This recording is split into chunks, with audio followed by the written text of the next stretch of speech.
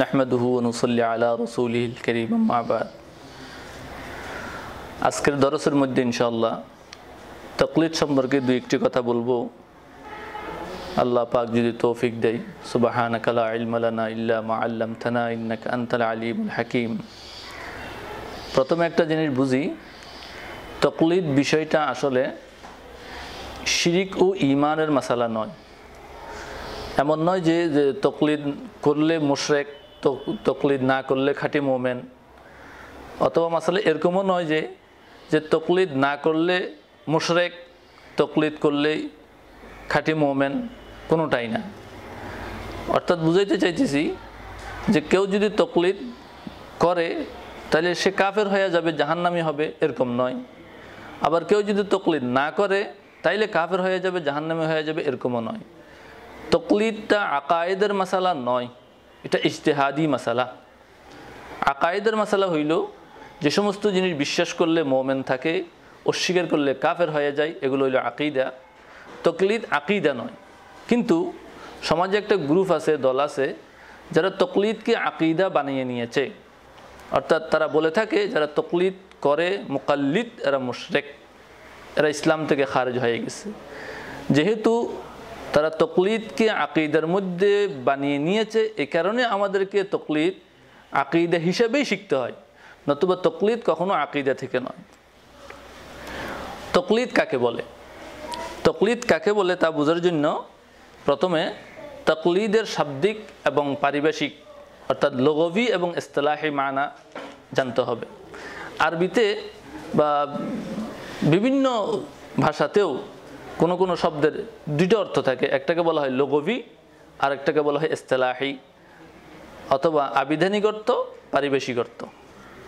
আবিধানিক অর্থ কাকে বলে? আবিধানিক অর্থ হইল ওই শব্দটা ওই ভাষাবিদে ওই এলাকাতে জনগণ যেই অর্থে ব্যবহার করে তাকে বলা হয় আবিধানিক অর্থ বা লুগাবি মানা।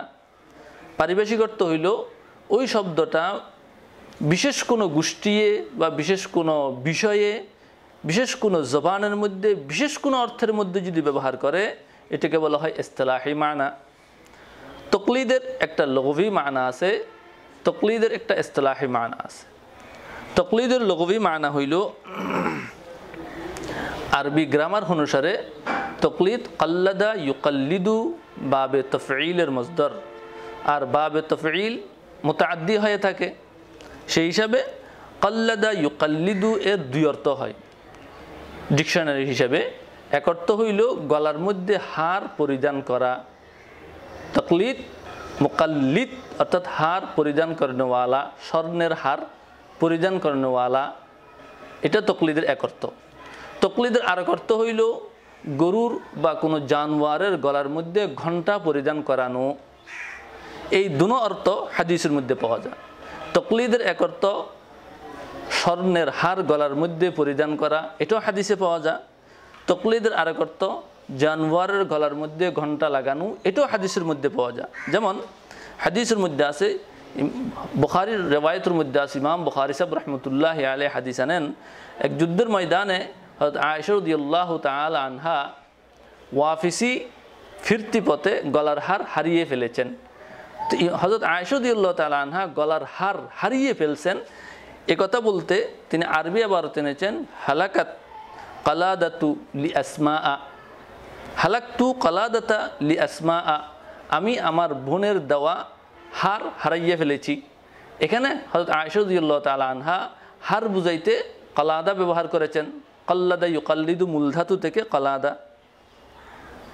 তদ্রূপ হযরত আয়েশা রাদিয়াল্লাহু তাআলা আনহা বুখারীর মধ্যে রওয়ায়াত করতেছেন যে হুজুর পাক সাল্লাল্লাহু আলাইহি ওয়াসাল্লাম যখন হজের মধ্যে যাইতেছিলেন তো ওটের গলার মধ্যে আমি ঘণ্টা পরাইয়া দিয়েছি, যেটাকে আরবিতে হাদি বলা হয়। তো হযরত আয়েশা রাদিয়াল্লাহু তাআলা আনহা ইবারত এনেছেন এভাবে, ফাতালতু কালাইদাল হাদিয়ি, ফাতালতু কালাইদাল হাদিয়ি, আমি হাদির ঘণ্টা পরিয়ে দিয়েছি। তাইলে হাদিসের মধ্যে দেখা যাচ্ছে কালাদা শব্দ দুটো অর্থে ব্যবহার হয়েছে, স্বর্ণের হার এই অর্থে ব্যবহার হয়েছে, এবং জানোয়ারের গলার মধ্যে ঘণ্টি এই অর্থ ব্যবহার হয়েছে। আমরা যারা মুকাল্লিদ, আমরা কোন অর্থ নিব এখানে? আমরা অবশ্যই এই অর্থ নেব যে স্বর্ণের হার ফারানো, এই অর্থে ব্যবহার করব। অবশ্যই গায়রে মুকাল্লিদিনরা কখনো কখনো এই এশকাল করে থাকে যে কালাদা শব্দের অর্থ হলো জানোয়ারের গলার মধ্যে ঘুঁটি পরানো। হযরত আমির উখাড়বি সাহেব রহমতুল্লাহি আলাই বলতেন যে মানুষের অর্থ মানুষে নেবে, জানোয়ারের অর্থ জানোয়ারে নেবে। আমরা যেহেতু মানুষ, এই কারণে আমরা এই অর্থটাই নিলাম। তকলিদের শাব্দিক মানা এটাই। তকলিদের ইসতিলাহি মানা হইল, অর্থাৎ পারিভাষিক অর্থ হইল, উসুলের কিতাবের মধ্যে তকলিদ বলা হয় কয়েকটি বস্তুর সমষ্টির নাম তকলিদ। কয়েকটি বস্তুর সমষ্টির নাম তকলিদ। যে কয়েকটি বস্তুকে একত্রিত করলে তকলিদ হয়, উসুলের কিতাবের মধ্যে আছে কয়েকটি সমষ্টির নাম হইল তকলিদ। এক নম্বর হইল তকলিদ করা হবে মাসাইলে ইজতিহাদিয়া এর মধ্যে। আগে বিষয়গুলো বলে ফেলি যে এখানে কয়টা বিষয় আছে তকলিদের ইসতিলাহি মানার মধ্যে। এক নম্বর, মাসাইলে ইজতিহাদিয়ার মধ্যে গায়রে মুজতাহিদ অর্থাৎ যিনি মুজতাহিদ নন।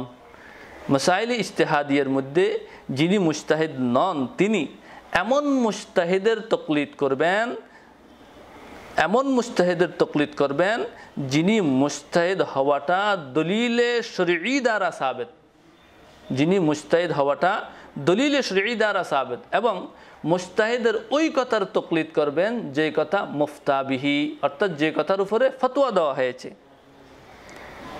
এবং এই তকলিদের মধ্যে বেলা মুতাবিআতে দলিলিন, মুকাল্লিদে ওই মুজতাহিদের কাছ থেকে দলিল চাইবে না। আরেকটা বিষয় আছে কি, ওই মজহাবের তকলিদ করবে যে মজহাবের সমস্ত উসুল এবং ফুরুর তদবিন হয়ে লিখিত হয়ে তাওয়াতুরের সাথে মুকাল্লিদের হাতে পৌঁছাইছে। আবার বলি, এক নম্বর হইল মাসাইলে ইজতিহাদিয়া হইতে হবে, নম্বর 2 হইল গায়রে মুজতাহিদ হইতে হবে, নম্বর 3 হইল মুজতাহিদের মুফতাবিহা কৌল হইতে হবে, 4 নম্বর হইল দলিল চাওয়া যাবে না, 5 নম্বর হইল মুজতাহিদ হওয়াটা দলিলে শরঈ দ্বারা সাবিত হইতে হবে, 6 নম্বর হইল তার ওই মজহাবের সমস্ত উসুল ও ফুরুর, 7 নম্বর হইল মুদাওয়ান হইয়া লিখিত আকারে, 8 নম্বর হইল মুকাল্লিদের কাছে, 9 নম্বর হইল তাওয়াতুরের সাথে পৌঁছাইতে হবে। কথাগুলা একটা একটা বিশ্লেষণ করি। 1 নম্বর হইল মাসাইলে ইজতিহাদিয়া অর্থাৎ মাসাইলে শরঈয়া, শরীয়তের মাসালা 2 প্রকার। একটা হইল মাসাইলে ইজতিহাদি, আরেকটা হইল মাসাইলে গায়রে ইজতিহাদি। শরীয়তের মাসালা 2 প্রকার, একটা হইল মাসাইলে ইজতিহাদিয়া, আরেকটা হইল মাসাইলে গায়রে ইজতিহাদিয়া। অর্থাৎ শরীয়তের কোনো কোনো মাসালা পরিষ্কার দেওয়া আছে যেখানে কোনো ইমাম ইজতিহাদ করে নাই। যেমন ফজরের নামাজ 2 রাকাত, ফজরের ফরজ নামাজ 2 রাকাত।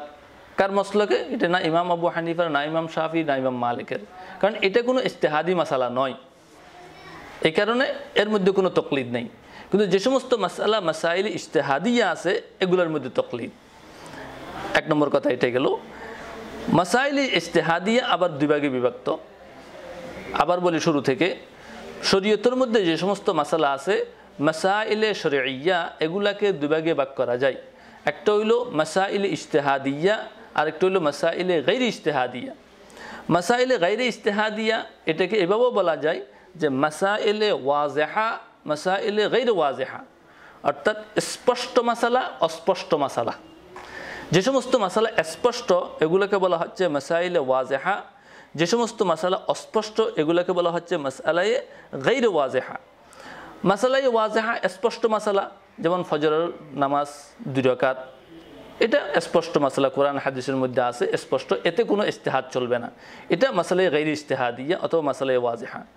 আরেকটা আছে মাসালাই গায়রে ইজতিহাদিয়া, মাসালাই গায়রে ওয়াজিহা অর্থাৎ অস্পষ্ট মাসালা। বুঝতে হবে যে সমস্ত মাসালা অস্পষ্ট, এগুলো অস্পষ্ট হইল কেন? এগুলো অস্পষ্ট হয়েছে বিভিন্ন কারণে, বিভিন্ন কারণে অস্পষ্ট হয়। 1 নম্বর হইল অস্পষ্ট হওয়ার কারণ হইল মাসালা গায়রে মানসুসা, এই মাসালা কোরআন হাদিসে নাই, এই কারণে এটা অস্পষ্ট। কোরআন হাদিসে না থাকার কারণে অস্পষ্ট হয়ে গেছে।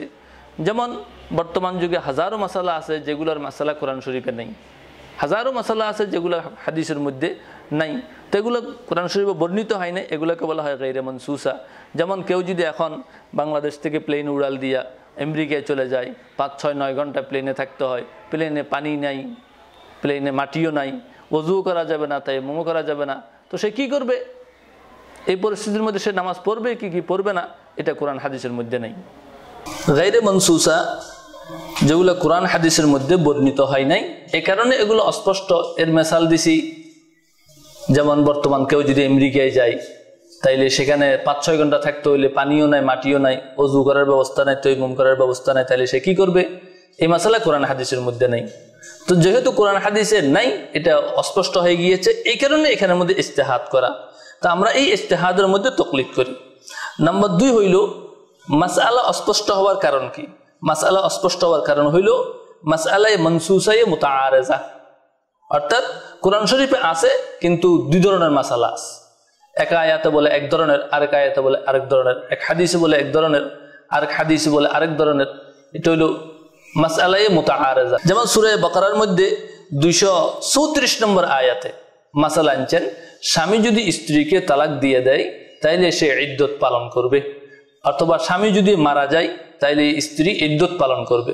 এখন স্বামী মারা গেলে স্ত্রী ইদ্যত পালন করবে কতদিন?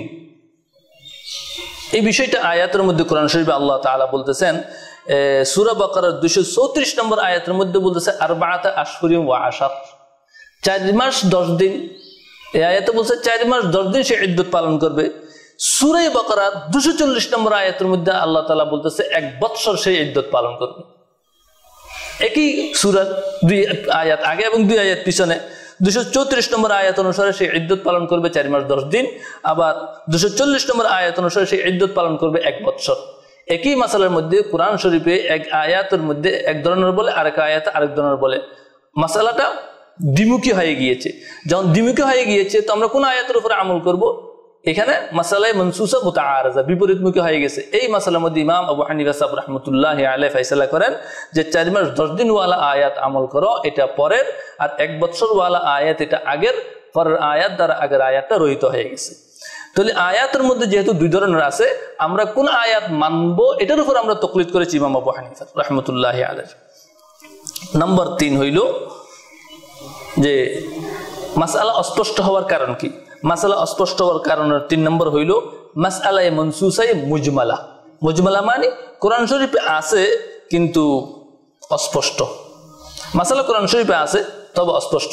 যেমন নাকি ওযুর মাসআলা নিলাম, ওযুর মাসআলায় আল্লাহ তাআলা বলেন ইযা কুমতুম ইলাস সালাতি ফাগসিলু ওয়ুজুহাকুম ওয়া আইদিয়াকুম ইলাল মারাফিক ওয়ামসাহু বিরুউসিকুম ওয়া আরজুলাকুম ইলাল কাবাইন। আল্লাহ তাআলা বলতেছে যখন নামাজের ওয়াক্ত হবে ওযু করো, তো ওযু করতে হবে কিভাবে? ফাগসিলু ওয়ুজুহাকুম, চেহারা ধৌত করো। আল্লাহ চেহারা ধৌত করতে বলেছেন। তাহলে চেহারা ধৌত করার মধ্যে কোনো তাকলিদ নাই, কোনো ইমামও বলে না যে চেহারা ধৌত করা যাবে না। কিন্তু চেহারা ধৌত করবো যে কতটুকু?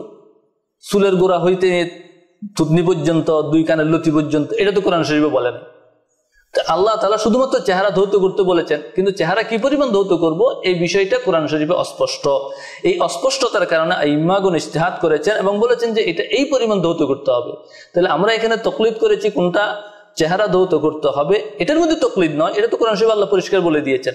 তাকলিদ হইল ওইটা যে চেহারা ধৌত করার পরিমাণ কতটুকু, এটার উপরে আমরা তাকলিদ করেছি। 3 নম্বর গেল মাসআলায়ে মনসুসায়ে মুজমালা। 4 নম্বর হইল মাআনি মুতাআরিজা, অর্থাৎ কোরআন শরীফে আল্লাহ তাআলা আয়াত বর্ণনা করেছেন, মাসালা পরিষ্কার, কিন্তু এমন শব্দ ব্যবহার করেছে যে শব্দের অর্থ বিভিন্ন ধরনের হয়ে থাকে। আল্লাহ এখানে কোন অর্থ বোঝানোর জন্য শব্দটা ব্যবহার করেছেন এটা বোঝা যাইতেছে না, অর্থাৎ মাআনি মুতাআরিজা। যেমন একটা মাসালা নি, বিবাহের মাসালা বলতে গিয়ে আল্লাহ তাআলা বলতেছে যে স্বামী যদি স্ত্রীকে তালাক দিয়ে দেয় সে ইদ্যত পালন করবে কতদিন? সে ইদ্যত পালন করবে কতদিন? এই মাসালা আনতে গিয়ে বলতেছে ইয়াতারাব্বাসনা বিআনফুসিহিন্না সালাসাতা কুরু, সে অবস্থান করবে, ইদ্যত পালন করবে 3 কুরু। 3 কুরু, কুরু শব্দ এটা আরবি শব্দ, কুরু শব্দ ব্যবহার করেছেন। কুরু শব্দের অর্থ কি? ডিকশনারির মধ্যে কুরু শব্দ উল্টাইলে দেখা যায় কুরু শব্দের অর্থ হইল মহিলাদের ঋতুবতী সময়, আবার কুরু শব্দের অর্থ হইল মহিলাদের পবিত্রতম সময়। একদম দ্বিমুখী অর্থে এই শব্দটা ডিকশনারির মধ্যে পাওয়া যায়। কুরু মানে মহিলাদের ঋতুর সময়, আবার মহিলাদের পবিত্রতার সময়, দুটো অর্থে ব্যবহার হয়। এখন মহিলা কি ইদ্যত পালনের জন্য 3 পবিত্রতম অবস্থাকে বেছে নেবে, নাকি সে মহিলা 3 ঋতুবতী সময়কে বেছে নেবে? কোনটা? আয়াতের মধ্যে এমন একটা শব্দ এনেছেন যে শব্দ দুটো অর্থে ব্যবহার হয়। যেহেতু অর্থ দুইটা এবং একই অর্থ আরেক অর্থের বিপরীত, তো সাধারণ মানুষের জন্য কোন অর্থ নেবে তা বোঝা কঠিন হয়ে গেছে। এই জায়গার মধ্যে আইম্মাগণ ইজতিহাদ করেছেন এবং বলেছেন যে ইমাম আবু হানিফা সাহেব রাহমাতুল্লাহি আলাইহির মাসলাক হইল মহিলাগণ ঋতুবতী সময়টাকেই বেছে নেবে ইদ্যত পালনের জন্য। এটাই আয়াতের মূল অর্থ। কেন ইমাম আবু হানিফা সাহেব ওই অর্থ না নিয়ে এই অর্থ নিয়েছেন কেন? কারণ হইল মহিলারা স্বামী যদি স্ত্রীকে তালাক দেয় তাইলে সে ইদ্যত পালন করার জন্য যে আল্লাহ তাআলা বলেছেন যে কুরু, এটা কখন? যখন স্ত্রী হামেলা হবে না, অর্থাৎ অসুস্থ হবে না, অর্থাৎ সন্তান সম্ভবা হবে না, তখন তার জন্য এই অবস্থা। কিন্তু স্ত্রী যদি সন্তান সম্ভবা হয় এবং স্বামী যদি তাকে তালাক দিয়ে দেয় তাহলে স্ত্রী ইদ্যত পালন করবে সন্তান ভূমিষ্ঠ হওয়া পর্যন্ত। এখন কোন স্ত্রী সন্তান সম্ভবা নাকি সন্তান সম্ভবা নয় এটা বোঝা যাবে যদি তার ঋতু দ্বারা। তার যদি পরবর্তীতে ঋতু বন্ধ হয়ে যায় এবং ঋতু না হয় তাহলে বোঝা যাবে যে কি সে সন্তান সম্ভবা। এই কারণে সে ইদ্যত পালন করবে ঋতু দিয়া। যখন সে ঋতু দিয়ে ইদ্যত পালন করা শুরু করবে তখন বোঝা যাবে যে সে আসলে সন্তান সম্ভবা নয়, এই কারণে তার ঋতু হইতেছে এবং এই 3 ঋতু শেষ করে সে ভিন্ন ঘরে চলে যেতে পারবে। কিন্তু তাকে যদি উল্টা মানা নেওয়া হয়, কুরু শব্দের অর্থ যদি এটা নেওয়া হয় যে সে তোহর পবিত্রতম অবস্থাকে সে ইদ্যত পালন করবে, তাহলে 3 পবিত্রতম অবস্থা নেওয়া তার সম্ভবই নয়। কারণ পবিত্র থাকলে তো তার সন্তান সম্ভব, 3 সন্তান হওয়া পর্যন্ত সে অবস্থান করবে নাকি? তাহলে এই মানা নেওয়া কখনোই সম্ভব নয়। এই কারণে ইমাম আবু হানিফা সাহেব রাহমাতুল্লাহি আলাইহি বলেন 3 কুরু শব্দের অর্থ হইল ঋতুবতী অবস্থা। তাইলে আমরা এখানে মাসালা কি আসলো? স্বামী যদি স্ত্রীকে তালাক দেয় ইদ্যত পালন করবে। ইদ্যত পালন করবে এটার মধ্যে আমরা তাকলিদ করি না। আমরা তাকলিদ করি কোনটা? যে ইদ্যত পালনের সুরত কি, কাইফিয়ত কি, কোন পদ্ধতি, কুরু শব্দের অর্থ কোনটা, সে অর্থের মধ্যে আমরা তাকলিদ করেছি। নম্বর 2 হইল তাকলিদ কে করবে? তো তাকলিদ করবে গায়রে মুজতাহিদে। যে মুজতাহিদ নয় সে তাকলিদ করবে। সাহাবা ইকরামের জমানার মধ্যে কোনো সাহাবা মুজতাহিদ ছিলেন, কোনো সাহাবা গায়রে মুজতাহিদ ছিলেন। এক সাহাবা হুজুর পাক সাল্লাল্লাহু আলাইহি ওয়াসাল্লাম পাঠাইতেছিলেন দূর দেশের মধ্যে। তো হুজুর তাকে জিজ্ঞেস করলেন কি দ্বারা তুমি ফয়সালা করবে? তখন তিনি বলল হুজুর বিল কোরআনে। যদি কোরআন না পাও বি সুন্নতে নবী, কিতাব আপনার সুন্নত দ্বারা, হাদিস দ্বারা ফয়সালা করব। তো হুজুর বললেন যদি কোরআনও না পাও সুন্নতও না পাও তখন তুমি কি দ্বারা ফয়সালা করবে? তখন আমি ইজতিহাদ করব। তো হুজুর পাক সাল্লাল্লাহু আলাইহি ওয়াসাল্লাম তার বুকের মধ্যে হাত মারলেন এবং বললেন আলহামদুলিল্লাহ, সমস্ত প্রশংসা সেই সত্তার যিনি আমার সাথীকে সঠিক কথা বুঝার তৌফিক দান করেছেন। হাদিস বুখারী মুসলিম দুটো জায়গার মধ্যে আছে এই হাদিসটা। তাহলে এতে বোঝা গেল যে ইজতিহাদ করবেন কিন্তু তাকলিদ করবেন যারা ইজতিহাদ করতে পারে না তারাই। নম্বর 3 বলছিলাম এমন মুজতাহিদের মুফতাবিহি কৌলের ইজতিহাদ করবে। মুফতাবিহি কৌলের ইজতিহাদ করবে অর্থাৎ ইমাম আবু হানিফা সাহেব রাহমাতুল্লাহি আলাইহি কখনো কখনো একই মাসালায় 2 কথা বলেছেন, একই মাসালার মধ্যে 2 কথা বলেছেন। তখন দেখা যাবে যে আমরা কোন মাসালার উপর তাকলিদ করব? যেই মাসালার উপর ইমাম আবু হানিফা সাহেব রাহমাতুল্লাহি আলাইহি ফতোয়া দিয়ে গিয়েছেন, মুফতাবিহি কৌল। যেমন নাকি হাদিসের মধ্যে 2 ধরনের হাদিস আছে, কোন হাদিস আছে সহিহ, কোন হাদিস আছে যঈফ। তো আমরা কোন হাদিসের উপর আমল করব? সহিহ হাদিসের উপর আমল করব। কেন? সহিহ হাদিসের উপরেই ফতোয়া। তেমনি ভাবে ইমাম আবু হানিফা সাহেব, ইমাম শাফিঈ সাহেব ওনাদের মাসলাকের মধ্যে ওই ফতোয়ার উপর আমল করব যে ফতোয়ার উপর মুফতাবি ফতোয়া দেওয়া হয়েছে, যদিও ওনারা 2 ধরনের 3 ধরনের মাসলাক বলে গিয়েছেন। আরেকটা বলেছিলাম এমন মযহাবের অনুসরণ করব যে মযহাবের উসুল ও ফুরু লিখিত আকারে আমাদের সমাজে চলে আসছে। লিখিত আকারে, আমি লিখিত আকারে বলতেছি এই কারণে যে ইমাম আবু হানিফা সাহেবের আগে পরের জমানায় অনেক ইমাম দেখা গেছে, অনেক ইমাম পাওয়া গেছে যারা ইজতিহাদ করতেন, কিন্তু ওনাদের ইজতিহাদ, ওনাদের মাসাইল আমাদের কাছে লিখিত আকারে সমস্ত মাসালাগুলো পাওয়া যায় না। একমাত্র ইমাম আবু হানিফা, ইমাম শাফিঈ, মালিক, ইমাম আহমদ ইবনে হাম্বল ওনাদের মাসলকে আমাদের কাছে লিখিত আকারে পাওয়া যায়। আর অন্যান্য মুজতাহিদিনগণ ইজতিহাদ করেছেন কিন্তু ওনাদের কোনো লিখিত আকারে কিতাব পাওয়া যায় না। এগুলা সে পর্যন্ত গিয়ে শেষ হয়ে গিয়েছে, এ কারণে ওগুলোর তাকলিদ করা সম্ভব নয়। আর এই 4টা মাসলকে লিখিত আকারে আমাদের পর্যন্ত চলে আসছে, এই কারণে এগুলো লিখিত আকারে আছে বলে এগুলোর তাকলিদ করা সম্ভব। আরেকটা বলেছিলাম অনেকে প্রশ্ন করে থাকে যে ইমাম আবু হানিফা সাহেব রাহমাতুল্লাহি আলাইহি যে মাসআলা ইস্তেমবাত করেছেন এটার সনদ কি? অনেকে বলে হেদায়ার সনদ কি বা কুদুরির সনদ কি, সরবেকায়ের সনদ কি, এই যে হানাফি মাসলাকের যত কিতাব আছে এগুলোর সনদ কি? এখানে একটা জিনিস বুঝতে হবে যে সনদের উপরেও একটা জিনিস আছে। আমরা তো অনেকে সনদ তালাশ করি, কিন্তু সনদের উপরেও একটা জিনিস আছে, সেটা বোঝার জন্য এই প্রশ্নটা করা যেতে পারে যে হেদায়ের সনদ কিন্তু কেউ জিজ্ঞেস করে, কিন্তু আমি যদি জিজ্ঞেস করি যে আমরা যে কোরআন শরীফ পাঠ করি সেটা আলহামদু শরীফ থেকে সূরা নাস পর্যন্ত তুমি যে পড়ো এটার সনদ বয়ান করো, যে হুজুর পাক সাল্লাল্লাহু আলাইহি ওয়াসাল্লামের কাছ থেকে এই পর্যন্ত কোরআন শরীফ আমরা পাইছি, এটার কোনো সনদ আছে কিনা? কেউ দেখাইতে পারবে না। কোরআন শরীফের কোনো সনদ নাই, তাহলে কোরআন শরীফ যদি সনদ না থাকে তো পড়ি কেন?